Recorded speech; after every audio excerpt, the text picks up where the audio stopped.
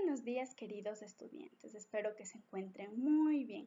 Hoy, lunes 1 de junio del presente año, vamos a estudiar la frecuencia absoluta, relativa y acumulada de datos no agrupados. Para ello, quiero que pongan muchísima atención al siguiente video. Hola amiguitos, hoy aprendí que para llevar un mejor manejo de mi tienda, debo organizar los datos en una tabla de frecuencias. Esto me lo sugirió el profe Paulo. Me explicó que una tabla de frecuencias permite registrar de manera organizada cada uno de los datos con su respectiva frecuencia, es decir, el número de veces que se repite cada dato. Empezaré a aplicar lo aprendido. Hoy 2 personas compraron chocolate, 3 compraron leche, 5 compraron frijol, 1 compró arroz, y 4 llevaron duraznos. Para simplificar esta información la organicé de la siguiente manera.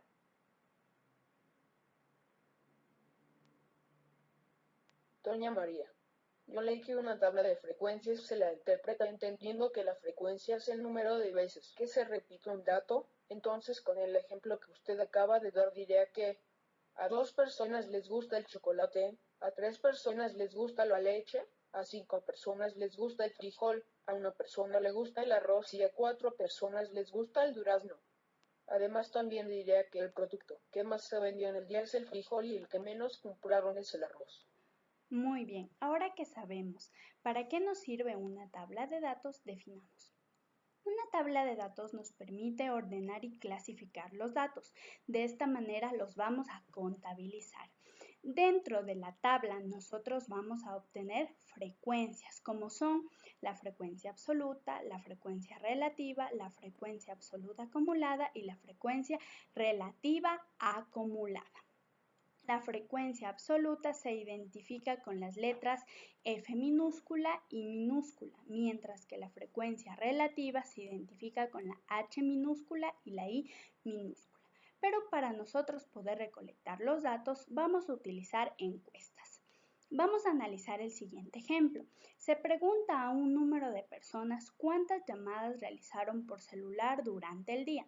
Estos son nuestros datos no agrupados. Ahora vamos a contabilizarlos. ¿Cuántas personas realizaron una llamada? 1, 2, 3, 4, 5 y 6. 2 llamadas. 1, 2, 3, 4 y 5. 3 llamadas.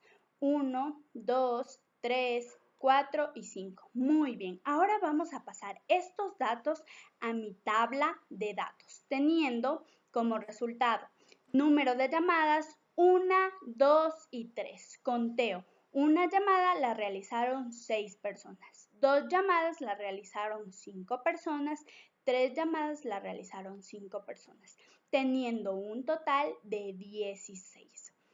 Ahora, estos datos los vamos a contabilizar y representarlos en frecuencias, como son la frecuencia absoluta, que se representaba con la F minúscula y minúscula. ¿Qué es la frecuencia absoluta? Es el número de veces que aparece dicho valor, es decir, es la contabilización de nuestros datos.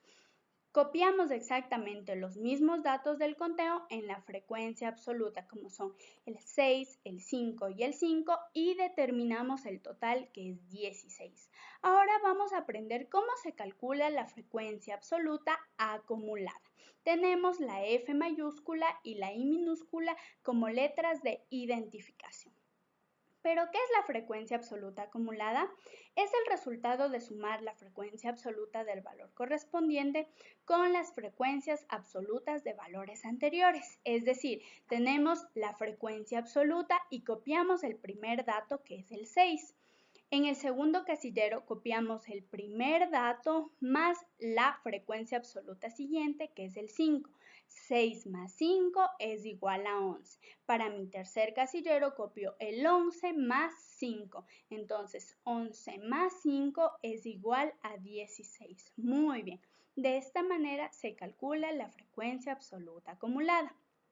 Continuamos con la frecuencia relativa, que se representa con la H minúscula y minúscula. ¿Qué es la frecuencia relativa? Es el cociente entre la frecuencia absoluta y el tamaño de la muestra. Es decir, HI es igual a FI, que es la frecuencia absoluta, por el número de la muestra total.